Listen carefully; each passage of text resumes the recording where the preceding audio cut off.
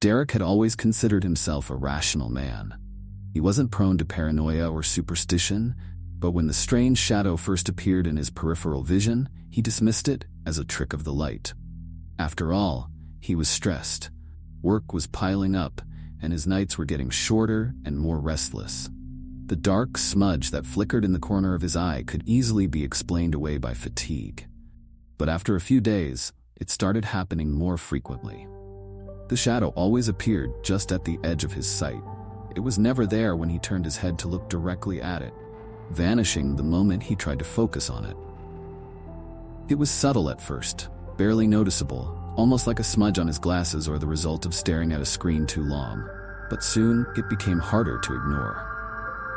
The first real scare came one night while he was working late. The apartment was silent, save for the soft hum of his laptop and the distant sounds of city traffic. He was reviewing some reports when he saw it, a dark figure standing in the far corner of the room. It was fleeting, gone as quickly as it appeared, but the chill that ran down Derek's spine stayed long after. He stood up, scanning the corner, his heart pounding. Nothing. Just empty space. "It's just stress," he muttered to himself, shaking it off. "You're overtired." But the shadow didn't go away. Over the next few days, it seemed to follow him, lurking just out of view. Whether he was at home or at work, he could feel it there, watching. And with each passing day, it seemed to get closer. One night, Derek decided to confront the growing unease. He was sitting in his living room, the dim glow of a single lamp casting soft shadows across the walls. He refused to let the fear control him. If there was something there, he was going to face it head-on. He sat still, breathing deeply, and waited. Out of the corner of his eye, he saw it again. This time, it was unmistakable, a dark, humanoid shape, standing motionless in the corner of the room. Every fiber of his being screamed at him not to look, but he forced himself to turn his head.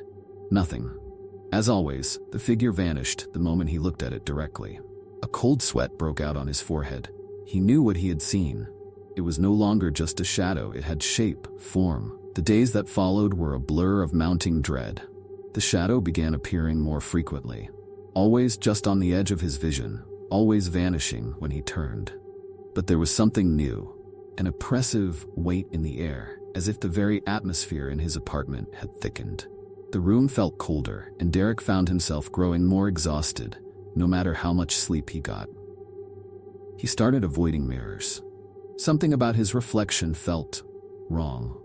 Whenever he caught a glimpse of himself in the bathroom mirror, he swore he saw movement behind him, a flicker of dark, shadowy movement. But there was never anything there when he turned. The real terror hit when he was in bed one night, on the verge of sleep. His room was pitch black, but there was a faint sensation that someone or something was standing near him.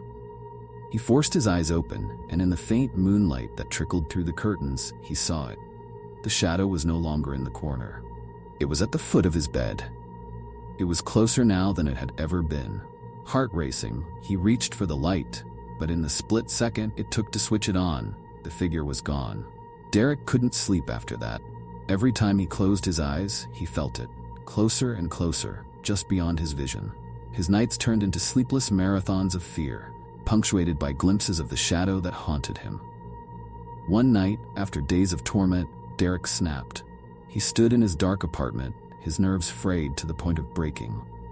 "What do you want?" he screamed into the empty room. His voice echoed off the walls, the only sound in the otherwise silent apartment. And then he heard it, a soft, rasping whisper coming from right behind him. "I'm here." Derek froze, his blood running cold.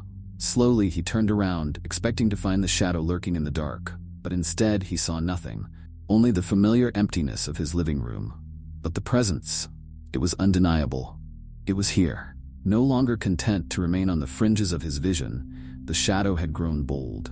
It moved closer, feeding off his fear, growing stronger each time he acknowledged it. Derek knew he couldn't ignore it anymore. Whatever it was real. And it was coming for him. The next morning, he packed a bag and left his apartment, leaving behind the life he'd built. He moved in with his brother across town, refusing to go back. But even as he tried to start fresh, he couldn't shake the feeling that the shadow wasn't done with him yet. It would find him again, and next time, it wouldn't stay in the corner. And just like that, the darkness creeps closer, lingering just beyond what we can see. But what happens when it steps into the light? Sleep tight if you can. Thanks for watching. Don't forget to like, subscribe, and share for more chilling tales. Until next time, keep your eyes open, because you never know what's lurking just out of sight.